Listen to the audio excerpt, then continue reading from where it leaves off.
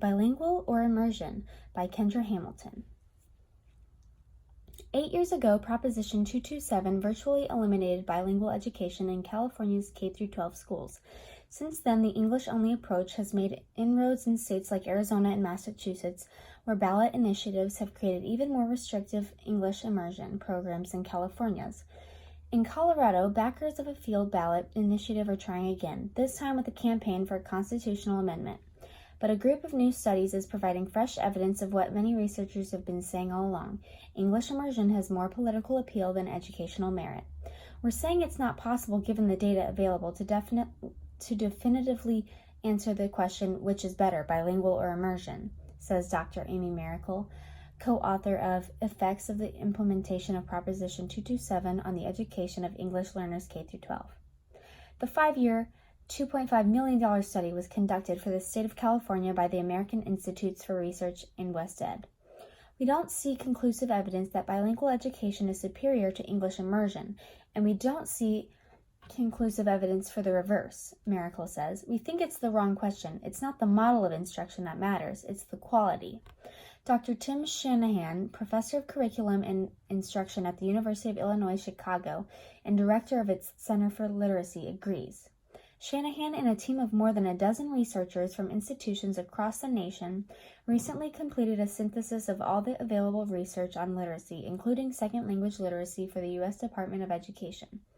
When we looked at all the past attempts to get at this issue and analyze their data, essentially what we concluded was that, in fact, kids did somewhat better if they received some amount of instruction in their home language, Shanahan says. How much? It was not clear from the available data.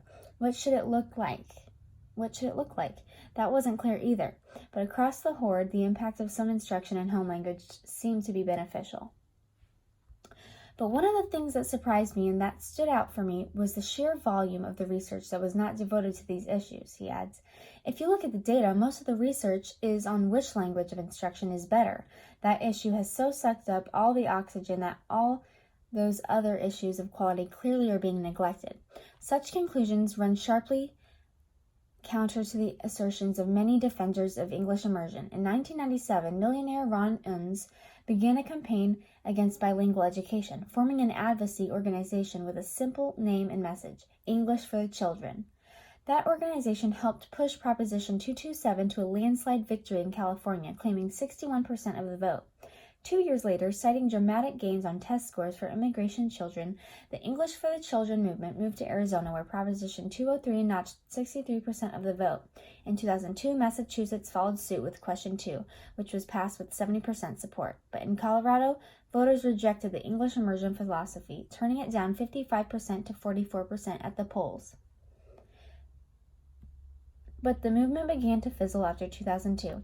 The offices of English for the Children have closed, and students and studies have consistently been punching holes in core tenets of the English-only argument.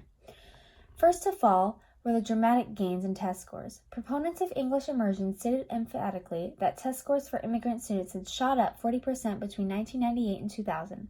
But research teams from Stanford University, Arizona State University, and others pointed out that test scores had risen for all students during that period. They also noted that the rising test scores were due to the fact that California had introduced a new achievement test and not to the effects of Prop 227. More damning was the failure of Prop 227 to hold up its central promise. English for the Children had repeatedly claimed that results could be achieved with only 1 year transition period for English learners.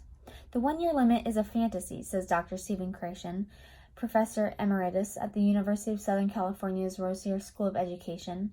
In California and Arizona, English learners are currently gaining less than 1 level per year out of 5, where level 5 means ready for the mainstream. That means that a child starting with no English will take at least 5 years before transitioning. In Massachusetts, after 3 years of study, only half of the English learners are eligible to be considered for regular instruction, he says. Miracle's Air/West Ed research team noted several exemplary programs during the course of their study. Some of the programs were bilingual, others were English immersion, and some were dual immersion, providing instruction in both Spanish and English.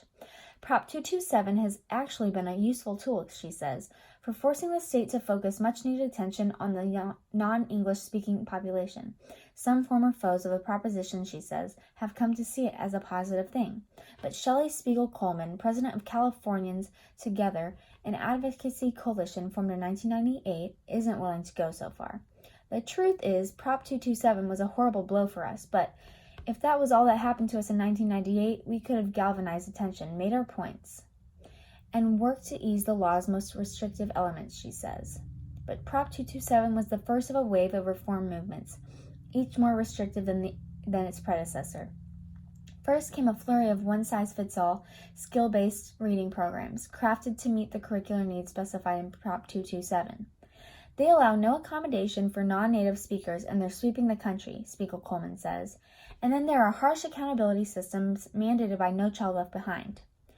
There are these people who have so much invested in these English-only reading programs and accountability systems who do not want to admit that they're doing it wrong for the kids, Spiegel Coleman says. Indeed, the stakes in these political battles over education could not be higher. According to U.S. Census figures, the number of children living in homes where English is not the primary language more than doubled from 1979 to 1999, from 6 million to 14 million.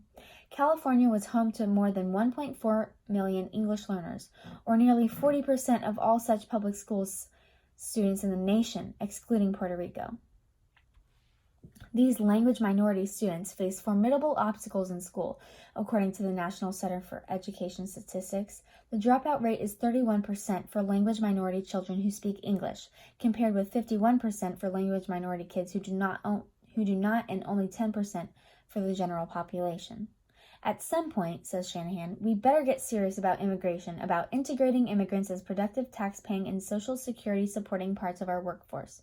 To do these things, they have to be able to do the work that we do in the United States. That means we have to be making quality choices to provide them with a quality education. But the discussion about quality has only begun, says Shanahan, noting that his review found only 17 studies concerned with educational quality, compared with more than 450 studies examining types of reading programs. Meanwhile, the discussion about the language of instruction, a discussion Shanahan says is deeply political, seems never-ending.